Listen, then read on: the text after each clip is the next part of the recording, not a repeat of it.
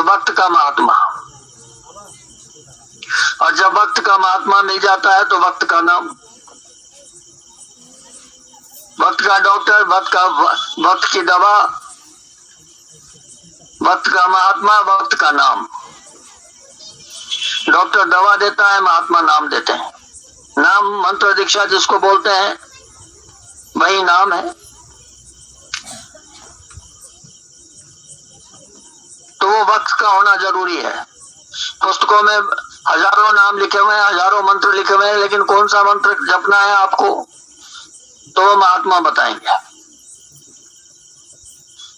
औषधि को तैयार किया जाता है, दवा को तैयार किया जाता है, उसके बिना आप दवा का इस्तेमाल नहीं कर सकते। करोगे तो वह उल्टा असर करेगी, उससे फायदा होने वाला नहीं। उस दवा में मिश्रण होता है, कैसे मिलाया जाए, क्या किया जाए। तो इतने नाम, इतने मंत्र पुस्तकों के अंदर है, लेकिन महात्मा जिस मंत्र को जाप करके और जागृत कर देते हैं, तैयार कर देते हैं, वही असली नाम कहलाता है। और उस नाम से ही आपके जीवात्मा का कल्याण होता है। उसे कहते हैं जागृत नाम। जय गुरुदेव। तो वक्त के महात्मा के द्वारा जगाया गया नाम, उसको जागृत नाम कहते हैं। और इसीलिए बाबा जय गुरुदेव ने, गुरु महाराज ने ये जय गुरुदेव नाम को जगाया, और इस जय गुरुदेव नाम से आपको बताया कि इस नाम का जाप करोगे तो आपका कल्याण होगा। जय गुरुदेव। ये है जागृत नाम। तो वक्त का नाम, समय बीत गया कुछ नहीं,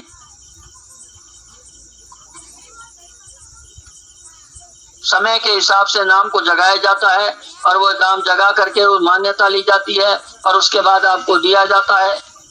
वो उस समय पर वो चीज काम करती है, समय चला जाएगा, उसके बाद वो भी चीजें गौण हो जाएंगी। सब चीजें चली जाती हैं समय के साथ साथ। समय रहते आप काम करोगे तो सब काम होगा, समय बीत गया तो बीत गया। पिछला समय जो बीत गया आप सोचो वापिस आ जाए, नहीं आने वाला, वो आने वाला नहीं। जो समय आपके सामने मौजूद है उसका लाभ लो, उसका फायदा उठाओ।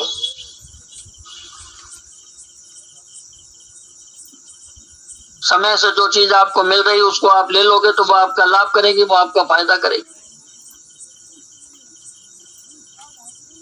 यही चीज महात्माओं के यहाँ समझाई जाती है।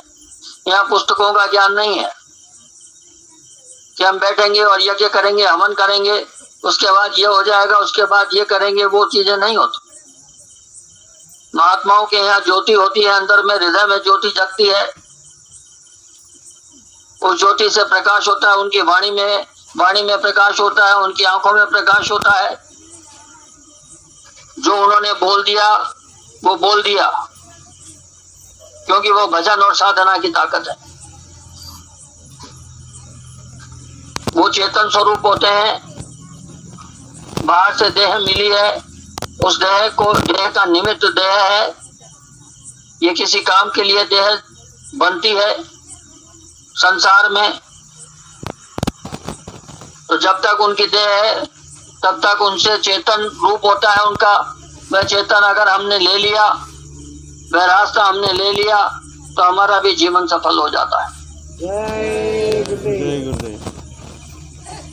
तपस्या सबने करी है, राम ने भी तपस्या की है, कृष्ण ने भी तपस्या की है। फर्क इतना है कि ना हमने पुस्तकों को ढंग से पढ़ा और ना हमारी समझ में आई। खाली अकेले आप सोचो कि आप भजन करोगे काम हो जाएगा। गुरु को भी उतनी ही तपस्या और मेहनत करनी पड़ती है जितना शिष्य करता है। बहुत मेहनत की महात्माओं ने, समय समय पर जितनी बार महात्मा है उन्होंने खूब मेहनत की है। उन्होंने आपको जब दिया तो भजन करके दिया, उन्होंने तपस्या करके आपको दिया। अगर उन्होंने तपस्या नहीं की तो आपको जो दिया वो बेकार, वो नहीं कुछ काम का। तो बड़ी भारी तपस्या करनी पड़ती है और तब जाकर के देने का कुछ अधिकार मिलता है हमको। भगवान कृष्ण के आध्यात्मिक गुरु थे दुर्वासा ऋषि।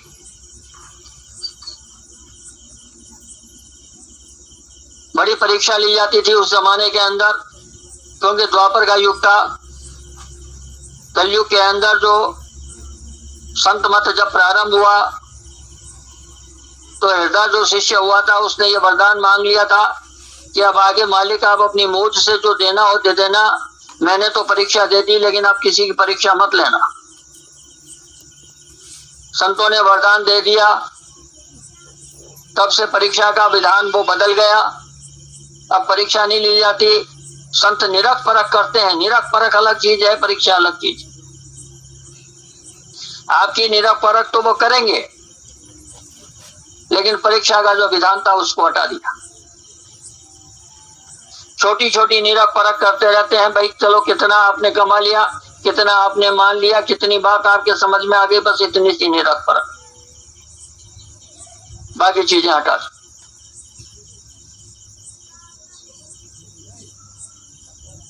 कैसे परीक्षा पहले ली जाती थी आप सोचिए। दुर्वासा ऋषि, एक समय की बात है, दुर्वासा ऋषि, अधिक मास का समय था, 1 महीने के लिए वो बार बार कहीं भी गांव के अंदर ग्राम में घूमते रहे और बोलते रहे कि कोई मुझे 1 महीने के लिए अपने घर में रखेगा क्या, कोई अपने 1 महीने के लिए मुझे घर में रखेगा क्या, मैं घर में रहना चाहता हूं। जिस गली के अंदर निकलते थे लोग दरवाजा बंद कर लेते थे डर के मारे कि अगर नजर पड़ गई है तो अपमान होगा, तो उसका भी दोष लग जाएगा, ना करेंगे तो भी दोष लग जाएगा, और दुर्वासा ऋषि को रखेगा कौन, बहुत क्रोधी आदमी है, कोई शाप दे दिया तो मुश्किल हो जाएगी। घबरा गए लोग। भगवान कृष्ण ने आवाज सुनी, दौड़ते हुए गए, बोले ऋषिवर आप पधारिए, आप मेरे यहाँ रुकिए, कोई समस्या नहीं, कोई तकलीफ नहीं, आप आराम से रहिए। दुर्वासा ऋषि गए और उन्होंने अपने नियम पहले ही समझा दिए, मैं ऐसे रहूंगा, ये करूंगा। भगवान कृष्ण ने कहा आपका घर है, आप जैसे चाहें वैसे रहें, आपके सारे नियम मंजूर हैं, सारी शर्तें मंजूर हैं। पूरा समय उन्होंने बहुत सेवा करी। रुक्मिणी उनकी पत्नी और भगवान कृष्ण और खूब सेवा करी। पूरा समय उन्होंने रहे। जब उनका समय पूरा हुआ, 1 महीना हो गया उनको, बीच बीच में उन्होंने बहुत बार नाटक किए, बहुत बार ये किया, ये करेंगे वो करेंगे, सब हो गया।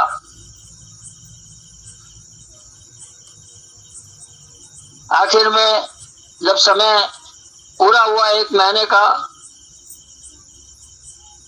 तो उन्होंने रथ मंगवाया कि रथ लेके आओ। रथ लेकर के आए और घोड़ों को हटा दिया कि इन घोड़ों को हटा दो इसमें से। और रुक्मिणी जो भगवान कृष्ण की पत्नी थी, घोड़ों की जगह पर कहा कि तुम्हें इस रुक्मिणी को बांध दो। घोड़ों की जगह पर रथ में रुक्मिणी को बांध दिया और खुद उस पर सवार हो गए और हंटर हाथ में ले लिया और चाबुक मारा जोर से कि चलो, दौड़ के चलो, लेके चलो इस रथ को। अब रुक्मिणी की कहा ताकत थी जो उस रथ को खींचे। जैसे तैसे करके रथ को उठाया, थोड़ी ताकत लगाई, थोड़ा आगे चला, फिर चाबुक पड़ा पीछे से, बोले चलो आगे जल्दी से। थोड़ी दूर उस रथ को खींचा और उसके बाद बेहोश होकर गिर गई।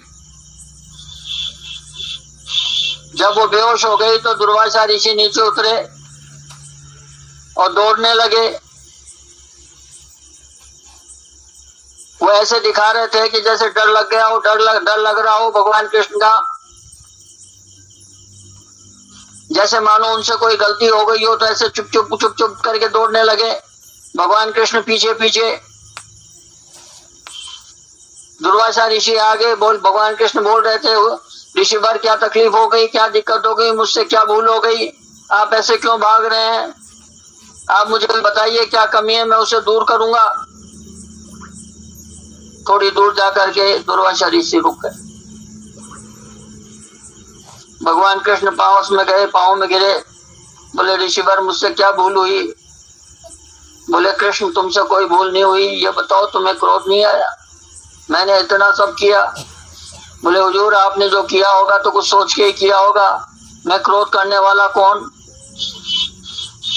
दुर्वासा ऋषि प्रसन्न हो। कमंड वापिस आए, कमंडल से पानी निकाला, वो बेहोश पड़ी थी रुक्मणी, पहले उस पे डाला, उठ के खड़ी हो गई। तेज, पूरा तेज उसके शरीर में व्याप्त हो गया। वापिस आए घर पे,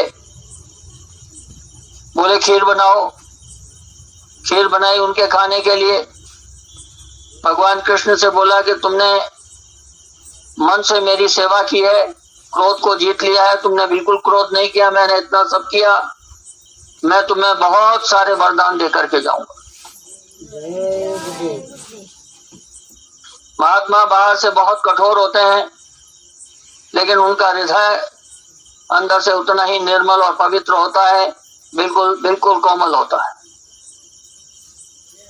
खीर मंगवाई, बोले कि तुम अपने शरीर पर और रुक्मणी के शरीर पर भी लगा दो। सब जगह लगा दिया उन्होंने, खीर लगा ली अपने पूरे शरीर पे, बदन पे लगा दी, रुक्मणी पे। बोले कि देखो आगे तुम्हें बहुत युद्ध में जाना है, बहुत युद्ध होंगे, तो मैं तुम्हारे शरीर को वज्र का करता हूं, तुम्हारे शरीर पर कभी कोई बाण असर नहीं करेगा। लेकिन उन्होंने जमीन पे पांव रखे हुए थे, तो पांव के नीचे तलवे पर खीर नहीं लगाई।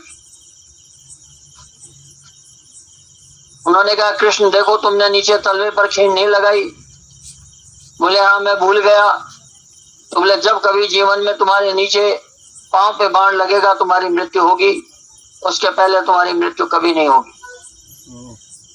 जय गुरुदेव। इसके अलावा कितने वरदान भगवान कृष्ण को वो दे करके कि मैं प्रसन्न हूँ पूरी तरह, तुमने बहुत सेवा की और मैं तुम्हें बहुत से वरदान देता हूँ। महाभारत के ग्रंथ के अंदर वो चीजें गुप्त कर दी गई और ये कहा गया कि इनको गुप्त ही रहने देना। तो बहुत सारी बातें हैं, किस ढंग से परीक्षा ली है, कितनी बड़ी परीक्षा। हम जिनको भगवान मान करके इतना पूछते हैं, उनको इतनी परीक्षा देनी पड़ी। हम तो इंसान हैं, हमारी कहाँ ताकत है कि हम परीक्षा दें, हमारे अंदर कहाँ इतनी शक्ति है कि हम इतना सब बर्दाश्त करें। लेकिन वो पहले का युग था। लेकिन कितनी मेहनत, ये हम सोच भी नहीं सकते, हम कल्पना भी नहीं कर सकते। आध्यात्मवाद आसान नहीं होता, भजन आसान नहीं होता, तपस्या आसान नहीं होती।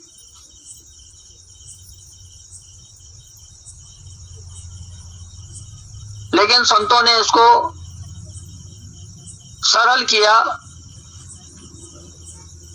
और तपस्या का विधान भी अलग बनाया, परिवर्तन का विधान भी अलग बनाया।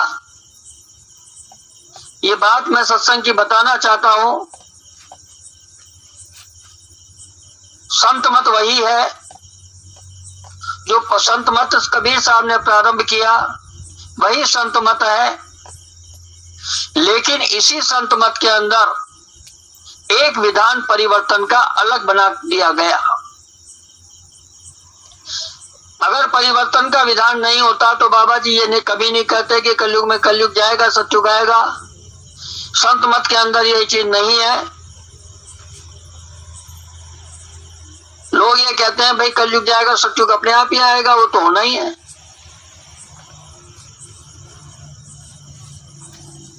वो बात नहीं कही गई है। वो तो फिर अगर होना ही होता तो फिर नई चीज क्या है। इसलिए बाबा जी ने कहा कलयुग में कलयुग जाएगा, सतयुग आएगा। अब ये भेद है, ये परिवर्तन का एक विधान है जो बनाया गया। उसी के निमित्त अवतारी शक्तियों को धरती पर जन्म दिलाया गया। उसी के लिए ये बाबा जी ने कहा कि भूतो न भविष्यति, ऐसा परिवर्तन होगा कि राम और कृष्ण का इतिहास पीछे छूट जाएगा। जय गुरुदेव। ये सब कुछ जो कहा गया ये उसी के लिए कहा गया। जब परिवर्तन का विधान बन गया और उसको अलग कर दिया तो जो संत मत का विधान है वो अलग हो गया, उसे गौण कर दिया। अगर खाली संत मत का विधान होता तो संत के रूप में बाबा जी आपको पूरा बता करके जाते, व्यवस्था करके जाते और बोलते कि ऐसे जाना है, ये करना है, इसके बाद ये आएगा या नहीं आएगा, सब बता के जाएगा। लेकिन जो परिवर्तन का विधान है उसके कारण उनको खामोश होना पड़ा, क्योंकि जिन शक्तियों को परिवर्तन के निमित्त जन्म दिलाया गया उनसे पहले शक्ति छीनी गई। जब वापस अधिकार उनको दिया गया तो उसी अधिकार का दुरुपयोग करके उन्होंने गलत काम करना चालू किया, उन्होंने आदेश की अवहेलना चालू कर दी। वह विधान इतना गड़बड़ा गया कि उसी के कारण उसको ही रास्ता जब नहीं बचा तो ये कुछ फैसले ऐसे लिए गए। वो गुप्त है, वो हमारी समझ के बाहर है। विधान तो ऐसा बनाया था कि जो सबको समझ में आए, कोई गलत विधान नहीं बना, लेकिन 2-3 लोगों ने गड़बड़ियां की। उसका भेद खुलेगा। जय गुरुदेव। ये मैं पहले भी बोल चुका हूं, बिल्कुल स्पष्ट बात है मेरी, कोई गलत बात नहीं है। आपने जो संतों के साथ किया उसका भेद न खुले ये संभव ही नहीं है। सृष्टि पलट जाएगी, सब कुछ हो जाएगा, लेकिन संत वाणी टले नहीं, टल जाए पलट जाए ब्रह्मांड, ये संतों ने पहले भी कहा है। महापुरुषों के वचन गलत नहीं होते, इसका भेद निर्धारित और निश्चित रूप से खुल के रहेगा। जय गुरुदेव। 2007 में 2011 में मैंने यहां से कितनी बार लोगों को भेजा है, कोई नहीं जानता इस बात को। कुछ काम थे जो होने थे, उन लोगों के द्वारा तो उनको समझाया गया, भेजा गया कि बात मान जाओ, पर नहीं मानी, तब जाकर के आज के में फैसले लिए गए हैं।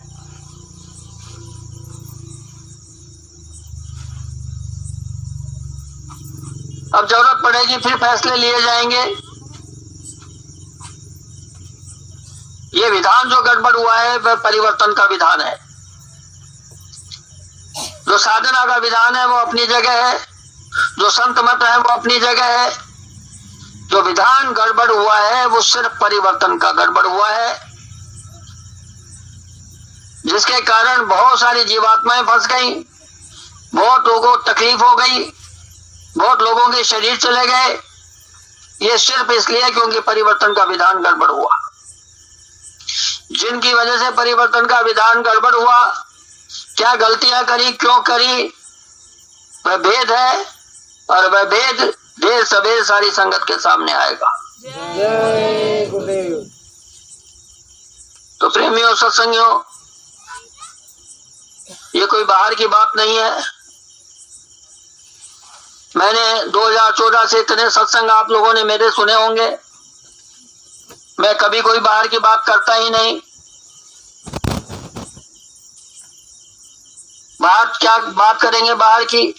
बाहर तो आप मेरे से ज्यादा ज्ञानी हो। संसार का ज्ञान सबके पास है, सब जानते हैं ये करो वो करो। बल्कि कोई काम होता है तो हम भी पूछते हैं भाई क्या करना है।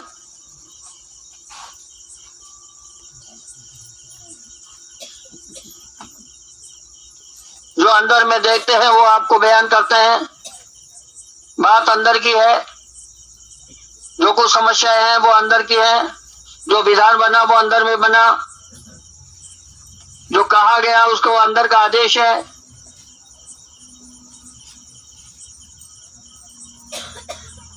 तो हमें 2 बातें याद रखनी है। एक, हमारे को साधना जो जीवन में हमको दी गई,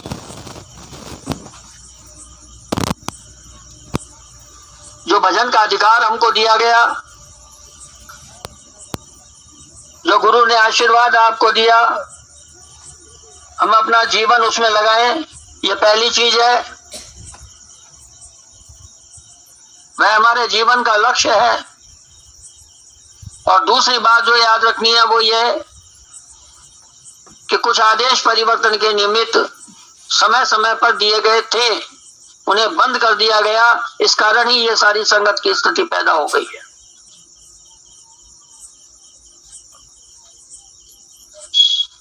जब कभी प्रारंभ हो, लेकिन परिवर्तन के निमित्त आदेश जब जरूरत होगी वो इतने गुप्त कर दिया गया, क्योंकि आपकी ताकत नहीं रही, आपकी क्षमता खत्म हो गई, तो परिवर्तन आप का आदेश आप मान नहीं पाएंगे। अगर मैंने आपको दे दिया तो आप में से एक भी तैयार नहीं है जो परिवर्तन के आदेश को मान ले। कोई नहीं मान सकता, इसलिए कुछ चीजें गुप्त कर दी गई। हमें इशारा होता है, मालिक का आदेश होता है कि व्यवस्था बनाने के लिए ये चीज जरूरी है, तो वो गुप्त रह करके वो काम करने का हमको आदेश है, वो हम करते हैं।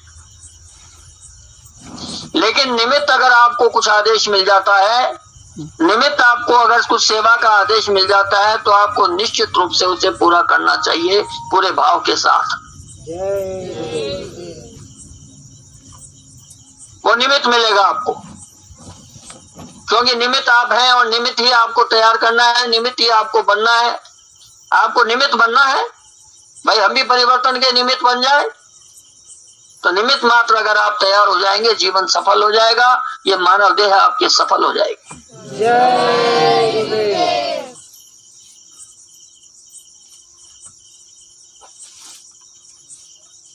हमारे जीवन में संसार के सारे काम करते हुए हमारी जीवात्मा जाग जाए और हमको सच्चा सत्संग मिल जाए। सच्चा सत्संग कौन सा होता है? जो आपके जीवात्मा में ज्योति को जगा दे, आपके हृदय में चेतना जगा दे। हमारे हृदय में ज्योति है, पर उसे जगाने वाला नहीं है, उसे जगाने वाला नहीं होता, तो हम बाहर भटकते हैं। कभी किसी मंदिर चले गए, चलो भाई प्रणाम करके आ गए, अगरबत्ती करके आ गए, उससे कुछ नहीं होगा, उससे कुछ नहीं होगा। वो सब बाहर की चीज है, वो बाहर की भक्ति है, अंदर की भक्ति नहीं है। महात्माओं की शरण अगर हम ढंग से पकड़ लें तो हमारी अंदर की चेतना जाग जाएगी, उसी से हमारा जीवन सफल होगा।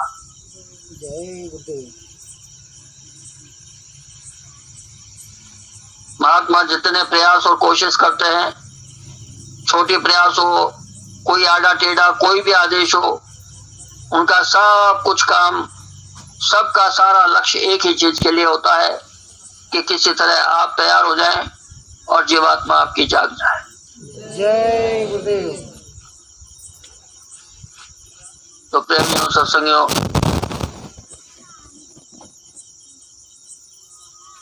ऐसे अनमोल मानव देह में ये सुअवसर एक आपको मिला,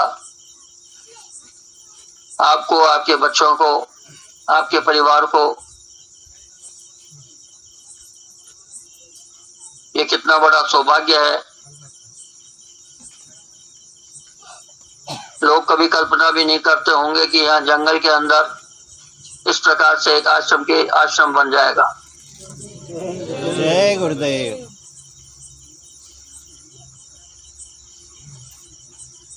मौज हुई और ये काम हो गया। जय गुरुदेव।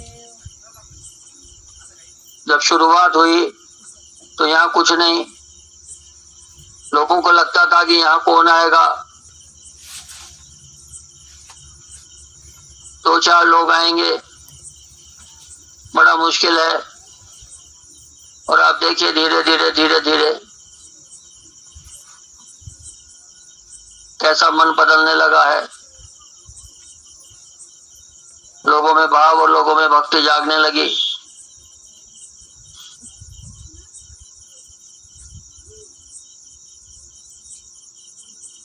महात्मा कहीं नहीं जाते, लोग महात्माओं के पास जाते हैं।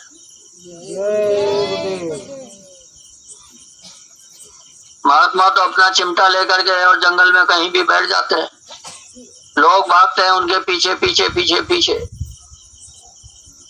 तो ये बात समझने की है। यहाँ तो एक चिमटा गाड़ दिया, एक झंडा गाड़ दिया, अब जो बाकी काम है वो आपका।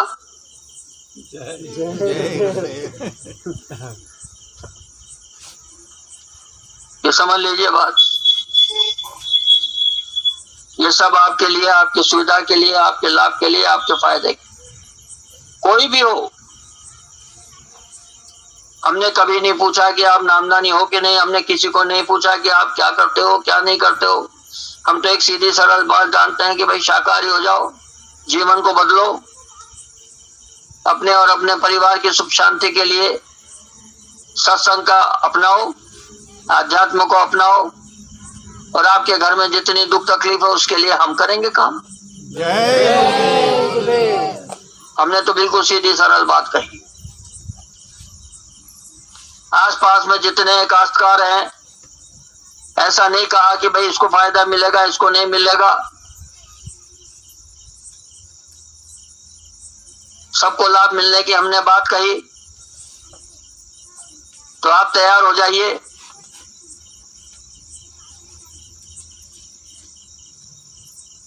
आश्रम आपका है, आप तैयार होइए, भक्ति करिए, और ये परिवर्तन के निमित्त जो काम शुरू किया गया है आप इसमें सहयोग करिए।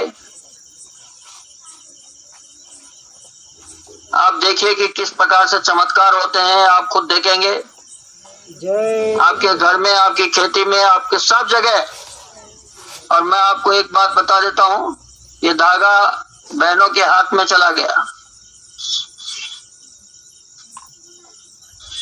अभी वही अधिकार मुझे देने का आदेश हुआ है, इसलिए वह दिया गया है।